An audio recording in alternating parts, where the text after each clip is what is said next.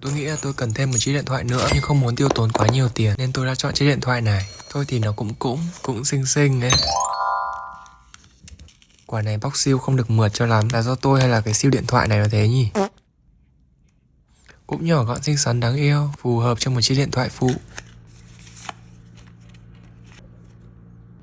Còn đây là màu mè một tí.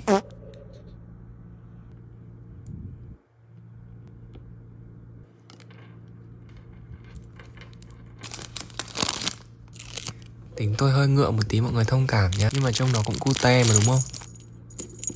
Vừa vặn xinh xíu, đơn giản mà cũng cute. Tuy sử dụng chưa quen nhưng mà cũng khá là ưng.